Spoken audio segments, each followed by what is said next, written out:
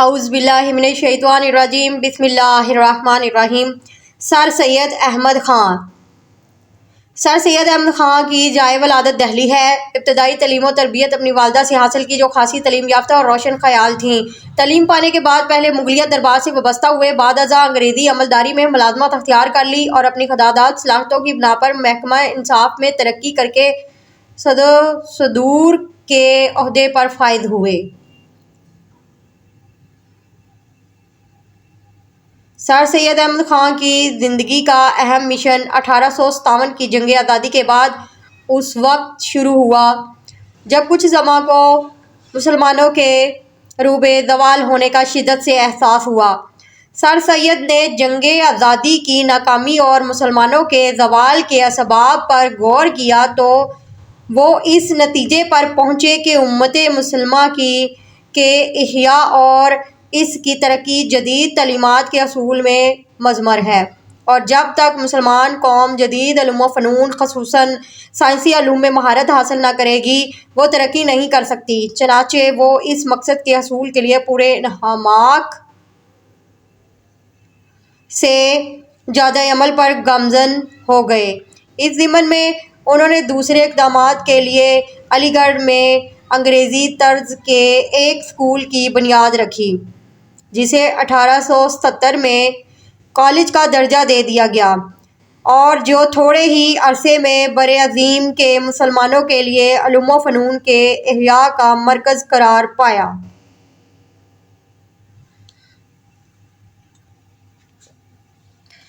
سر سید احمد خان کے دوسرے اہم کارناموں میں 1870 میں رسالہ تہذیب الاخلاق کا اجرا شامل ہے، جس میں سر سید نے مسلمانوں کے اصلاح احوال اور تہذیب و ترقی کے لیے خود بھی ان گنت مضامین لکھے اور اپنے ہم عصر انشا پردازوں کو بھی اس طرف راغب کیا۔ جب سر سید احمد خان نے انتقال کیا تو قوم کسی حد تک اپنے خواب گراں سے جاگ چکی تھی۔ سر سید احمد خان نہ صرف اردو مضمون نویسی کے بانی ہیں بلکہ جدید اردو نثر کے بیشتر رویوں کا آغاز بھی انہوں نے ہی کیا۔ ان کی تحریروں میں عقلیت، مقصدیت، استدلال اور سادگی کے تمام صفات موجود ہیں۔ ان کی تصانیف میں آثار اسانید اور خطبات احمدیہ کے علاوہ وہ ان گنت مضامین شامل ہیں جو مقالات سر سید کے عنوان سے 16 جلدوں میں شائع ہو چکے ہیں۔ شامل کتاب سبق اپنی مدد آپ مقالات سر سید کی جلد پنجم میں سے ایک ہے، جس کا مرکزی خیال یہ قول ہے: خدا ان کی مدد کرتا ہے جو اپنی مدد آپ کرتے ہیں۔ اپنی مدد آپ مقاصد تدریس طلباء کو اپنی مدد آپ کے جذبے سے آگاہ کرنا اور اس پر عمل پیرا ہونے کی تلقین کرنا۔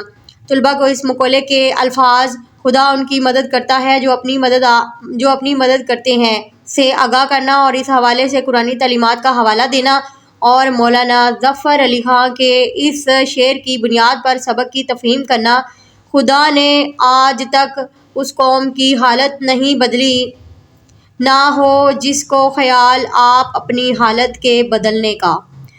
طلباء کو الف بے ترتیب لغات کا استعمال اور متلازم یا گروہی الفاظ سمجھانا، کسی سبق کا مرکزی خیال یا خلاصہ لکھنا سکھانا، مضمون لکھنے کے بارے میں نکات بتانا۔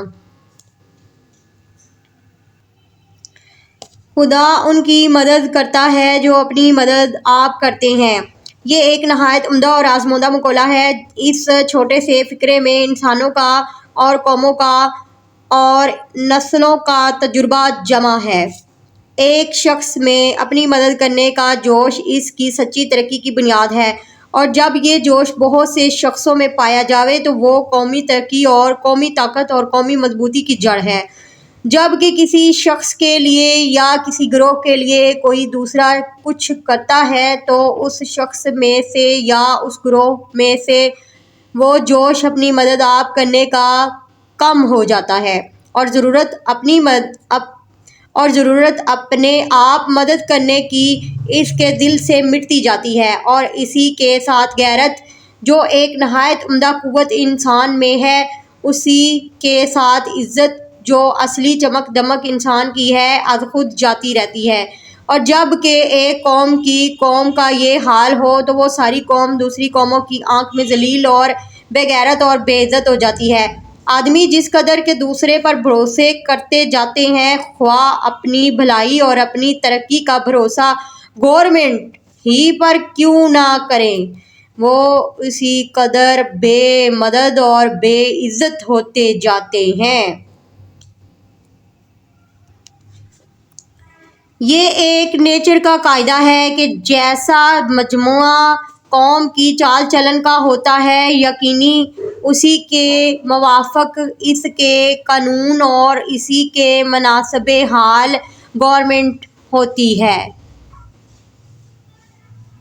جس طرح کہ پانی خود اپنی مثال میں آ جاتا ہے، اسی طرح عمدہ رعایا پر عمدہ حکومت ہوتی ہے، اور جاہل و خراب ناتربیت یافتہ رعایا پر ویسی ہی اکڑ حکومت کرنی پڑتی ہے۔ تمام تجربوں سے ثابت ہوا ہے کہ کسی ملک کی خوبی و عمدگی اور قدر و منزلت بنسبت وہاں کی گورنمنٹ کے عمدہ ہونے کے زیادہ تر اس ملک کے رعایا کے چال چلن، اخلاق و عادت، تہذیب و شائستگی پر منحصر ہے۔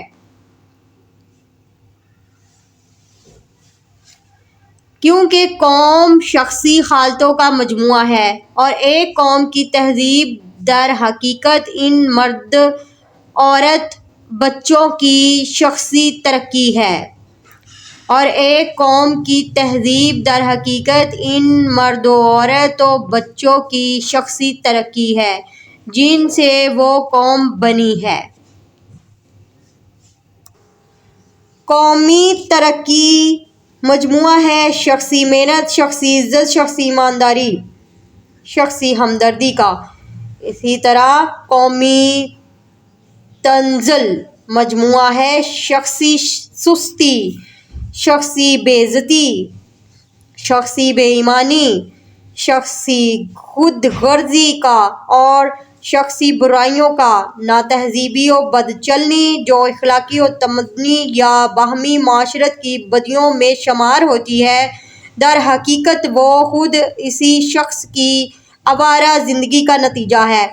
اگر ہم چاہیں کہ بیرونی کوشش سے ان برائیوں کو جڑ سے اکھاڑ ڈالیں اور نیست و نابود کر دیں تو یہ برائیاں کسی اور نئی صورت میں اس سے بھی زیادہ زور شور سے پیدا ہو جائیں گی۔ جب تک شخصی زندگی اور شخصی چال چلن کی حالتوں کو ترقی نہ کی جائے، اے میرے عزیز ہم وطنوں، اگر یہ رائے صحیح ہے تو اس کا یہ نتیجہ ہے کہ قوم کی سچی ہمدردی اور سچی خیر خواہی کرو۔ غور کرو کہ تمہاری قوم کی شخصی زندگی اور شخصی چال چلن کس طرح پرعمدہ ہو، اور شخصی چال چلن کس طرح پرعمدہ ہو تاکہ تم بھی ایک معزز قوم ہو۔ کیا جو طریقہ تعلیم و تربیت کا، بات چیت کا، وضع و لباس کا، سیر سپاٹے کا، شغل و اشغال کا تمہاری اولاد کے لیے، اس سے ان کی شخصی چال چلن، اخلاق و عادات، نیکی و سچائی میں ترقی ہو سکتی ہے؟ حاشا و کلا! جبکہ ہر شخص اور کل قوم خود اپنی اندرونی حالتوں سے آپ اپنی اصلاح کر سکتی ہے، تو اس بات کی امید پر بیٹھے رہنا کہ بیرونی زور انسان کی یا قوم کی اصلاح و ترقی کرے، کس قدر افسوس بلکہ نادانی کی بات ہے۔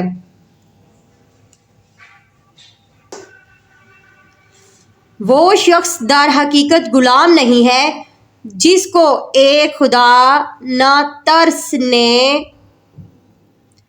جو اس کا ظالم آقا کہلایا جاتا ہے خرید لیا ہے، یا ایک ظالم اور خود مختار بادشاہ یا گورنمنٹ کی رعایت ہے، بلکہ در حقیقت وہ شخص اصلی غلام ہے جو بد اخلاقی، خود غرضی، جہالت اور شرارت امتی اور اپنے خود غرضی کی غلامی میں مبتلا اور قومی ہمدردی سے بے پرواہ ہے۔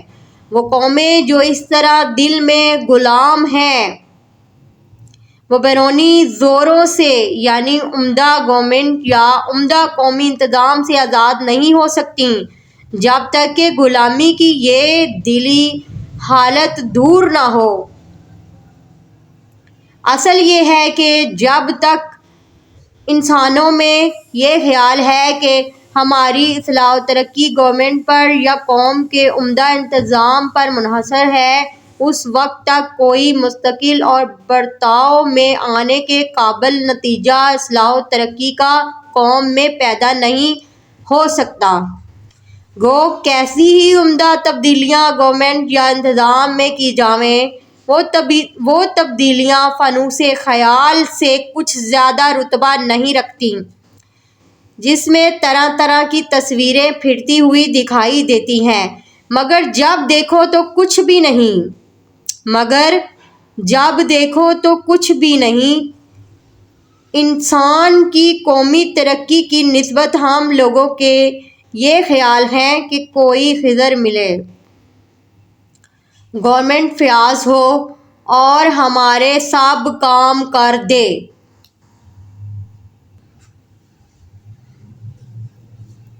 اس کے یہ معنی ہے کہ ہر چیز ہمارے لیے کی جائے اور ہم خود نہ کریں۔ یہ ایسا مسئلہ ہے کہ اس کو ہادی اور رہنما بنایا جائے تو تمام قوم کی دلی آزادی کو برباد کر دے اور آدمیوں کو انسان پرست بنا دے۔ حقیقت میں ایسا ہونا قوت کی پرستش ہے اور اس کے نتائج انسان کو ایسا ہی حقیر بنا دیتے ہیں جیسے کہ صرف دولت کی پرستش سے انسان حقیر و ذلیل ہو جاتا ہے۔ بڑا سچا مسئلہ اور نہایت مضبوط، جس سے دنیا کی معزز قوموں نے عزت پائی ہے، وہ اپنی مدد آپ کرنا ہے۔ جس وقت لوگ اس کو اچھی طرح سمجھیں گے اور قوم میں لائیں گے تو پھر خضر کو ڈھونڈنا بھول جائیں گے۔ اوروں پر بھروسے اور اپنی مدد آپ، یہ دونوں اصول ایک دوسرے کے بالکل مخالف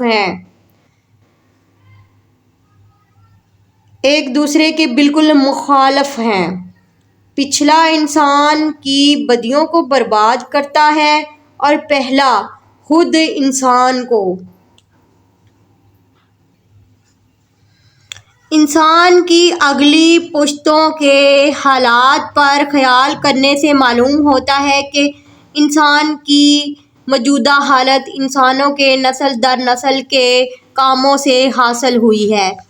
محنتی اور مستقل مزاج، محنت کرنے والوں، زمین کے جوتنے والوں، کانوں کے کھودنے والوں، نئی نئی باتوں کے ایجاد کرنے والوں، مخفی باتوں کو ڈھونڈ کر نکالنے والوں، آلات جر ثقیل سے کام لینے والوں اور ہر قسم کے پیشہ کرنے والوں، ہنرمندوں، شاعروں، حکیموں، فلاسفوں، ملکی منتظموں نے انسان کو موجودہ ترقی کی حالت پر پہنچنے میں بڑی مدد دی ہے۔ ایک نسل نے دوسری نسل کے محنت پر عمارت بنائی ہے اور اس کو ایک اعلیٰ درجے پر پہنچایا ہے۔ ان عمدہ کاریگروں سے جو تہذیب و شائستگی کی عمارت کے معیار ہیں، لگاتار ایک دوسرے کے بعد ہونے سے محنت اور علم و ہنر میں جو ایک بے ترتیبی کی حالت میں تھی، ایک ترتیب پیدا ہوئی ہے۔ رفتہ رفتہ نیچر کی گردش نے موجودہ نسل کو اس زرخیز اور بے بہا جائیداد کا وارث کیا ہے جو ہمارے پرکھوں کی ہوشیاری اور محنت سے مہیا ہوئی تھی، اور وہ جائیداد ہم کو اس لیے نہیں دی گئی ہے کہ ہم صرف مثل مارے سرے گنج اس کی حفاظت ہی کیا کریں۔ ہم صرف مثل مارے سرے گنج اس کی حفاظت ہی کیا کریں، بلکہ ہم کو اس لیے دی گئی ہے کہ اس کو ترقی دیں اور ترقی یافتہ حالت میں آئندہ نسلوں کے لیے چھوڑ جاویں۔ مگر افسوس، صد ہزار افسوس کہ ہماری قوم نے ان پرکھوں کی چھوڑی ہوئی جائیداد کو بھی گرا دیا۔ ایک نہایت عاجز و مسکین غریب آدمی جو اپنے ساتھیوں کو محنت اور پرہیزگاری اور بے لگاؤ ایمانداری کی نظیر دکھاتا ہے،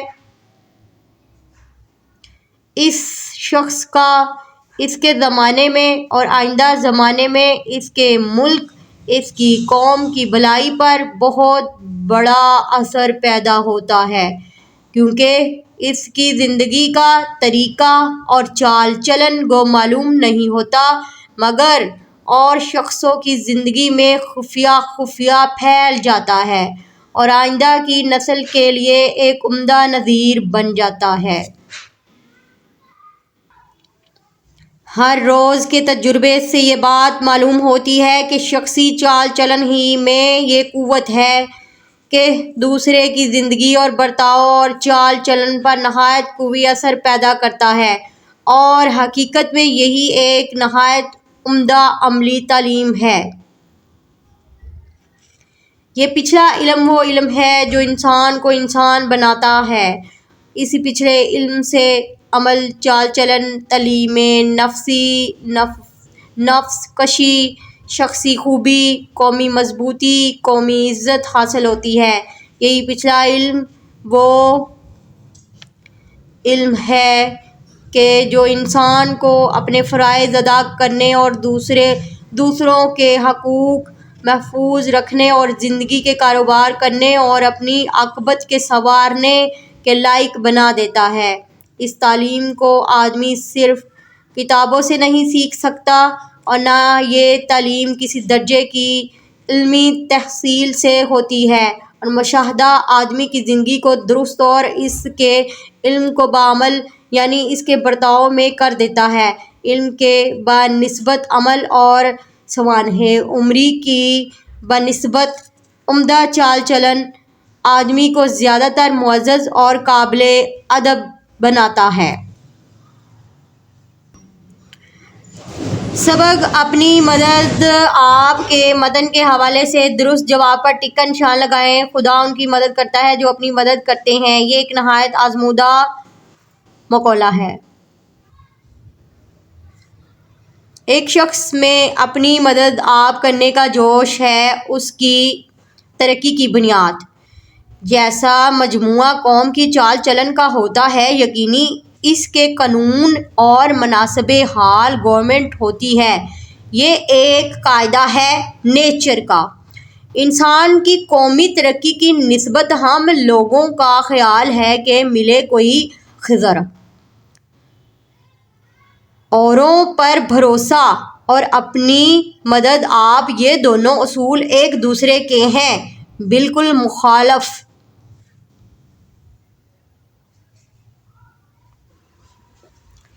سبق اپنی مدد آپ کے متن کے مطابق سوالوں کے جواب لکھیں۔ وہ کون سا آزمودہ مقولہ ہے جس میں انسانوں کا اور قوموں کا تجربہ جمع ہے؟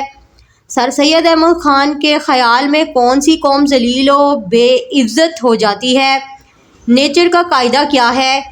بیرونی کوششوں سے برائیوں کو ختم کرنے کا کیا نتیجہ نکلتا ہے؟ دنیا کی معزز قوموں نے کس خوبی کی بنا پر عزت پائی ہے؟ سبق اپنی مدد آپ کے متن کو مد نظر رکھتے ہوئے جملے مکمل کریں۔ خدا ان کی مدد کرتا ہے جو اپنی مدد کرتے ہیں۔ جس طرح کہ پانی خود اپنی مثال میں آ جاتا ہے۔ قوم شخصی حالتوں کا مجموعہ ہے۔ قوم کی سچی ہمدردی اور سچی خیر خواہی کرو۔ ہم لوگوں کے یہ خیال ہے کہ کوئی خضر ملے۔ الف ب ترتیب اور لغات کا استعمال۔ اگر الفاظ کو اس ترتیب سے لکھا جائے کہ حروف تہجی کی ترتیب میں آنے والے حروف سے شروع ہونے والے الفاظ پہلے اور بعد میں آنے والے حروف سے شروع ہونے والے الفاظ بعد میں لکھے جائیں تو الفاظ کی ایسی ترتیب کو حروف تہجی یا الف ب ترتیب کہتے ہیں۔ اردو، انگریزی اور دیگر تمام زبانوں کی لغات میں الفاظ کو اسی ترتیب سے لکھا جاتا ہے۔ اس طرح لفظوں کی تلاش اور انہیں مرتب کرنا آسان ہو جاتا ہے۔ سوال نمبر 4 ہے، الف ب ترتیب کے تصور کو مد نظر رکھتے ہوئے درج ذیل الفاظ کو الف ب ترتیب سے لکھیں۔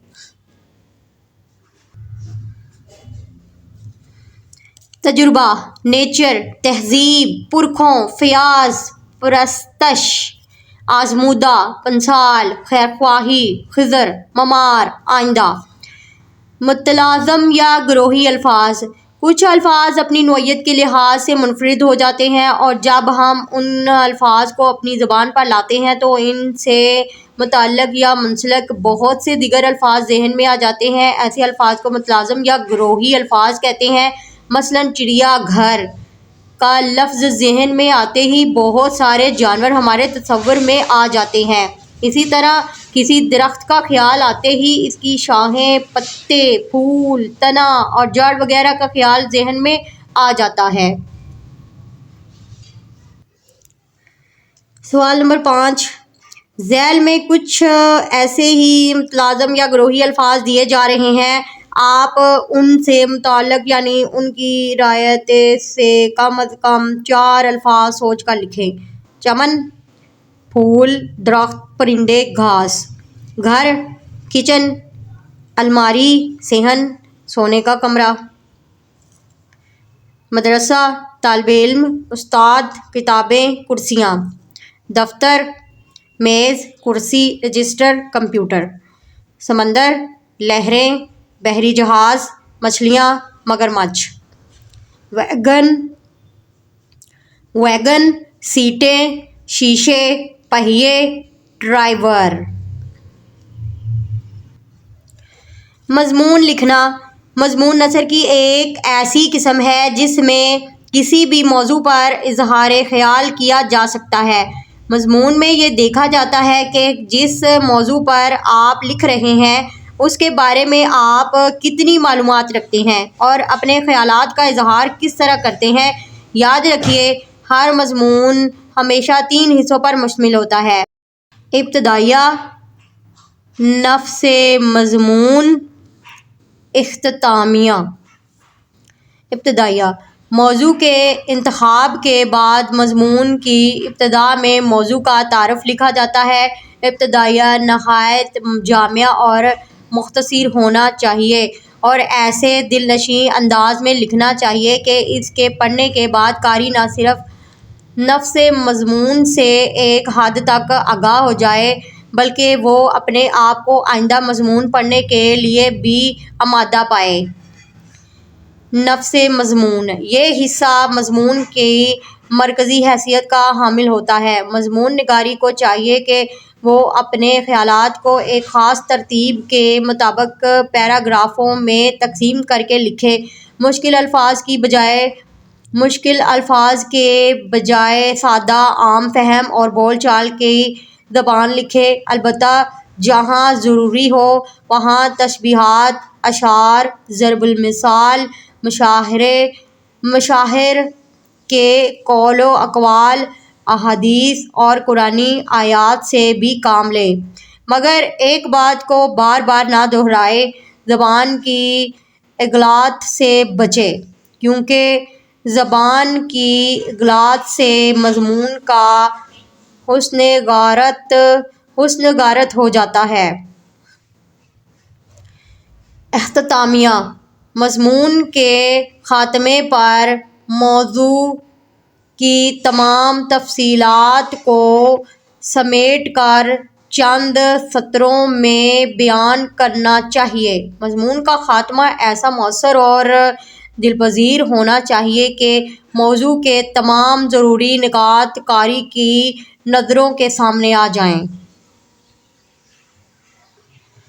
مرکزی خیال اور خلاصہ لکھنا۔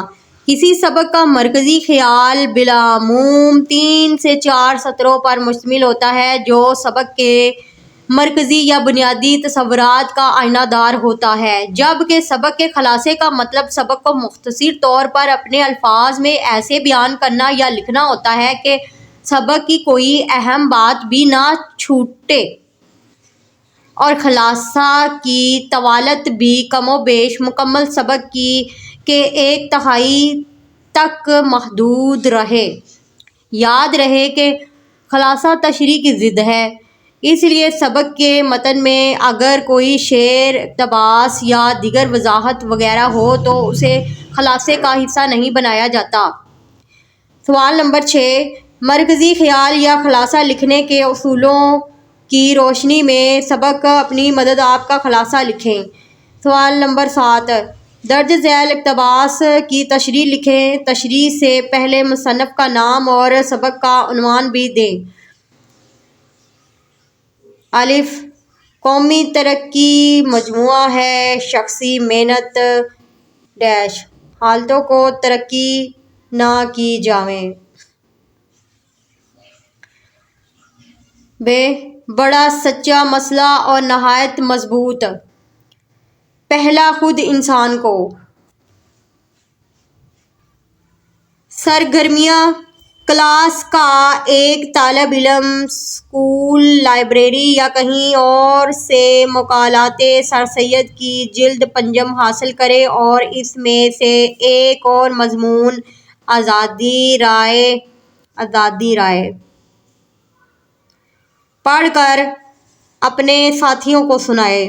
کلاس کے تمام طالب علم مولانا ظفر علی خاں کے اس شعر کو خدا نے آج تک اس قوم کی حالت نہیں بدلی، خدا نے آج تک اس قوم کی حالت نہیں بدلی، نہ ہو جس کو خیال آپ اپنی حالت کے بدلنے کا۔